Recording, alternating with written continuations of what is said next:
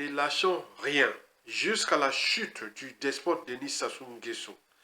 Elle aura des impacts au Gabon et en RDC, où ses enfants et petits-enfants, ou plutôt cette racaille, sera aux abois.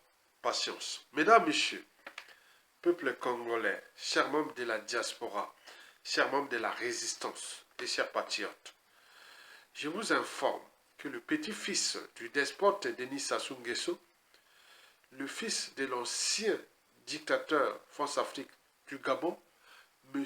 Omar Bongo, paix à son âme, son fils Denis Omar Junior Bongo serait mis en examen par la justice française. Mort de rire. Et pourquoi? C'est pour une simple raison. Elle est France-Afrique. Par ailleurs, avant de vous clarifier la raison pour laquelle la France-Afrique s'attaque au bien mal acquis des Bongo et d'autres dictateurs France-Afrique, je vais devoir vous citer une expression, une citation et un maxime pour que chacun d'entre vous ne puisse plus jouer à la naïveté ni à la passivité et encore moins à l'idiotie ou aux imbéciles au sujet du fiasco des biens mal acquis des despotes de France-Afrique et de leurs familles en France. Explication. D'abord l'expression. Vous le savez qu'on dit souvent qu'on ne peut pas être jugé avocat, jugé parti, ou d'être au four et au moulin. La France-Afrique, dans cette affaire-là, c'est pareil. 2. La citation. Albert Einstein l'a pourtant dit qu'on ne résout pas un problème avec ceux qui les ont créés.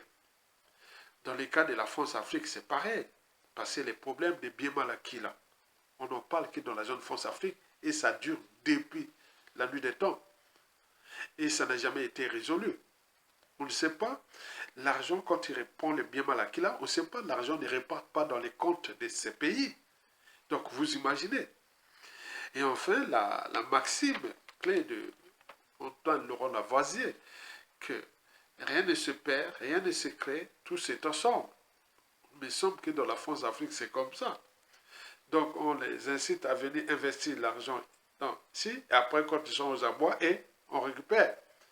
Vous verrez jamais les dirigeants de la ES, Mali, Burkina Faso, Niger, qui sont au pouvoir, aller investir des biens mal acquis en France. On n'en parle que dans la zone où les gens ont des pactes, des accords avec la France pour garantir leur pouvoir. Mais quand ils sont dans la situation problématique, bon ben, alors là, bon ben, on sort les affaires des biens mal acquis. Donc, il s'agit là des moyens de pression, de chantage, mais également de rapports de force.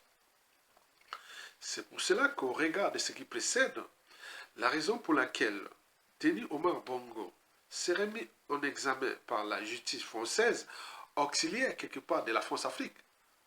De ce fait, cette affaire d'Omar Bongo, Denis Omar Bongo, peut être résumée en 3 mots-clés.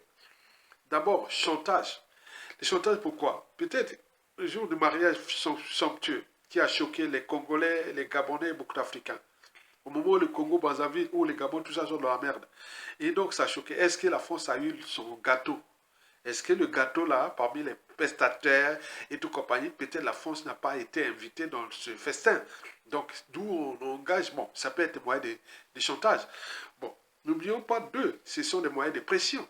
Est-ce que la France-Afrique qui dit au Bongo que votre temps est fini? Donc, ne pensons pas que vous allez encore jouer à Omar Bongo avec le petit Omar Bongo. Donc, il faut jouer, voilà, il reste là. Donc, vous comprenez. Donc, c'est un message. Et là, on te dit, bon, ben, les pressions sont là. Aussi à Sassou Nguesso. Et que ta dynastie et tes petits-fils par-ci, par-là, et fils, ça commence à bien faire, quoi.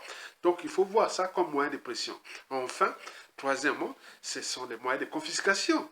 Parce que, bon, ben, ils investissent leur magot ici, et après, quand ils sont en difficulté, en fonction de la situation, du contexte, des enjeux et des perspectives, et ils se retrouvent aux abois.